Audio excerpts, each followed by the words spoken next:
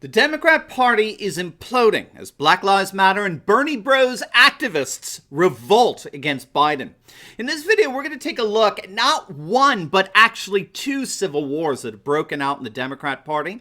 And we're going to see precisely how such civil wars are decimating the party and dooming any chance Biden has for victory in November. You're not going to want to miss this. Greetings, everyone, patriots across the globe. Dr. Steve here with you. Great to be with you as always. If this is your first time here at this channel, a very warm welcome to each and every one of you.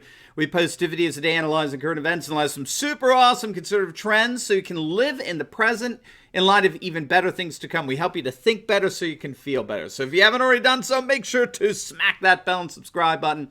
We'd love to have you as a regular part of this channel where each and every single day we have the privilege of just together celebrating, yes, the inevitable collapse of left-wing globalism and the unstoppable rise of a new conservative age. Now, before we dive into things here, let's give the huge shout out to the sponsor of this video, and that's the makers of this mega antioxidant called ESS60, which is actually being called a miracle molecule because people sleep better and they enjoy more energy and mental focus with a simple spoonful in the morning. Now, you can mix it in your salad, you can rub it in on steak, or even dip your bread in it. It comes in 3 delicious organic oils and actually delivers more than 172 times the power of vitamin C. And to make it even better, if you click on that link below today, you can get $10 off the regular price. So do not wait. Click on that link below or go to C60perfect.com and get your ESS60 oil direct from the lab. Today, all right, gang, let's dive right in here as the mainstream Marxist media continues to spew out its fake news that President Trump is losing and Biden is winning, which is the utter epitome of fake news. More and more evidence is amassing.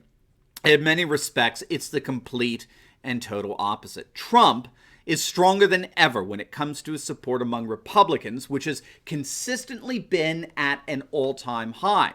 As much as the Marxist media, the left-wing activists disguised as journalists, have done everything they possibly can to convince you otherwise, Trump is perhaps the single most popular and most supported Republican candidate in history. One thing that the fake news media cannot spin, as much as spin is their religion, the one thing that they cannot spin is election results. And the primary elections this past year have exposed the media for being the charlatans they really are, the shills, the lying shills for all things leftist. Fact, President Trump has absolutely smashed turnout records in primaries like we've simply never seen.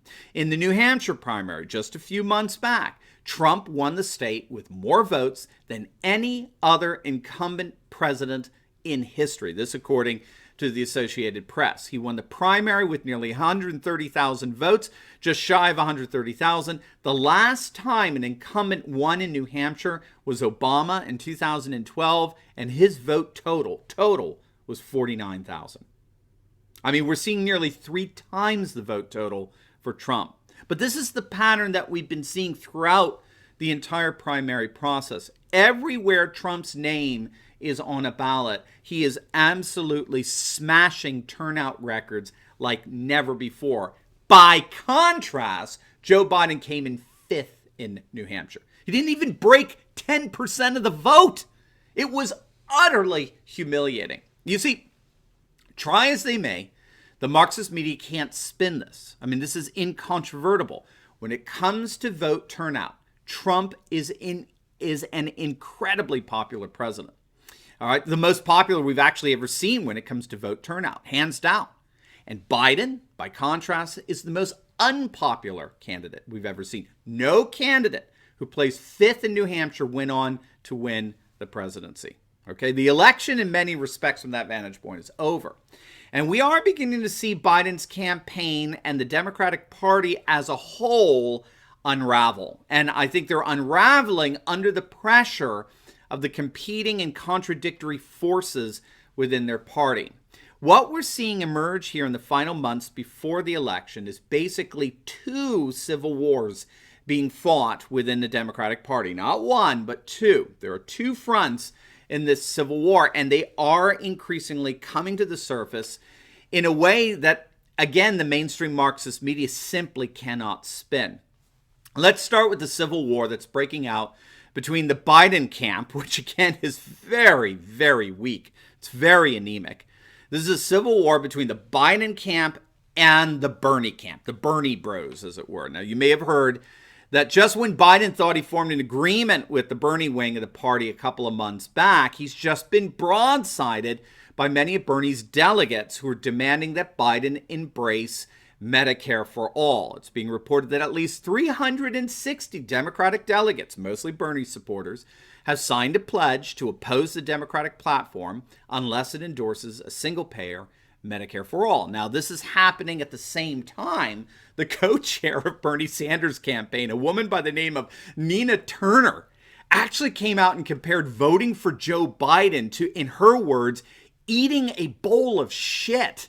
Now, she was quoting a piece in The Atlantic, and she was asked about voting for Biden, and she commented that it's like saying to somebody, you know, you've got this bowl of shit in front of you, and all you got to do is eat half of it instead of the whole thing, but it's still shit. The pseudo-professor Cornel West, a left-wing Marxist activist disguised as an academic if ever there was one, he also came out and denounced Biden as, again, in his words, quote, a mediocre milquetoast neoliberal centrist that we've been fighting against in the Democratic establishment, close quote. Now, again, as all of this is going on, the war over the Democratic platform, the radical dissatisfaction with Biden, as all this is going on, we're seeing the potential of a mass exodus from the Democrat Party by what are called the Bernie Bros. The New York Post recognized this rather early on, how the Bernie Bros are the real threat to the Biden campaign. Bernie Bros is a term coined back in the 2016 campaign, designating young male supporters of Sanders. So these are your leftist populists, right?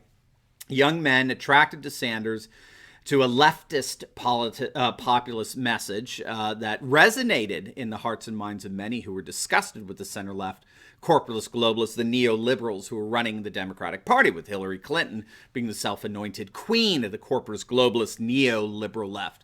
And so, needless to say, the thing that's worrying Democrat strategists the most right now is preventing what some are calling a Brexit. How's that for a coined term? A Brexit.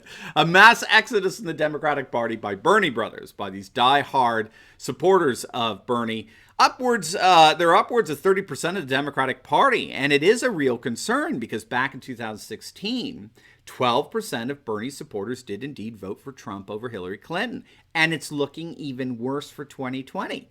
An ABC News Washington Post poll found that a full 15% of Bernie Sanders supporters said that they do indeed plan on casting their vote for President Trump in November. So that's the first civil war that's going on in the Democrat camp. To make matters even worse, there's actually a second civil war front that's opened up. And that, of course, is the increasing battle between Black Lives Matter activists and white liberals like Joe Biden. Now, you may have heard about this, but that black TV host that interviewed Biden when he said that, you don't vote for me, you ain't black. You remember that, of course. Well, the fellow interviewing him goes by the name of Charlemagne the God. And he had a thing or two to say to Biden after Biden called Trump the first racist president. I don't know if you heard about this, but Biden came out just a couple of days back, made the ridiculous statement. It's ridiculous at so many different levels, and the media doesn't care, of course. But he actually came out and called Trump the first racist president. And Charlemagne the God came out and said, I really wish Joe Biden would shut the F up forever. I mean, he's utterly ridiculous at this point. And of course he is. Biden is ridiculous. And that ridiculousness is being made all the more apparent with the rise of the Black Lives Matter movement in the Democratic Party. For example, at a recent rally in Los Angeles, Pan-African Studies professor Melina Abdullah, the co-founder of Black Lives Matter LA, denounced the city of Los Angeles as filled with what she called, quote, liberal white supremacists, close quote.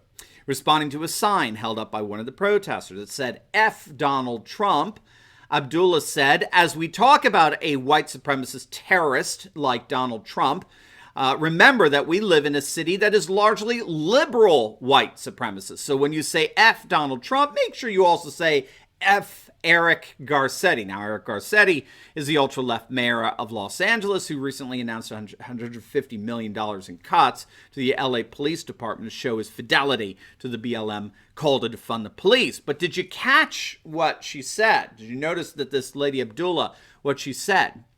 The fact that she and the mayor are both liberals no longer means they're on the same political side. A white liberal can now be equated with a supposedly white supremacist terrorist like Donald Trump. And the examples of this BLM ethno-tribalist civil war in the Democratic Party, they can go on and on and on. From Alexandria Ocasio-Cortez accusing Nancy Pelosi of racism, to the BLM insistence of racially segregated dorms, orientation programs, and graduation ceremonies on our nation's college campuses. The modern day left is actually being swallowed up by a postmodern tribalism that bears little resemblance to the white liberalism of Hillary Clinton or Chuck Schumer. White liberal progressives are getting more and more challenged by BLM activists for control over the Democratic Party. So what does all this mean? Well, if you want to get a sense of just how weak Biden is as a candidate, all you have to do is realize that right now the biggest concern of his campaign is actually just trying to hold on to Democrat voters. Now, you got to let that hit you. Biden's biggest concern right now is the desperate attempt at trying to hold on to Democrat voters. That's how bad things are right now for him. So I think in many respects, we are indeed beginning to see the Democrat Party implode as by not one but two civil wars erupting in their party, which as far as I'm concerned, cannot happen soon enough. Now, before you go, you will definitely want to check out my latest video. I just uploaded it on how CNN's Brian Stelter may indeed be getting fired for breaching a confidentiality agreement. You're not going to want to miss this, so make sure to click on the link, and I'll see you over there. God bless.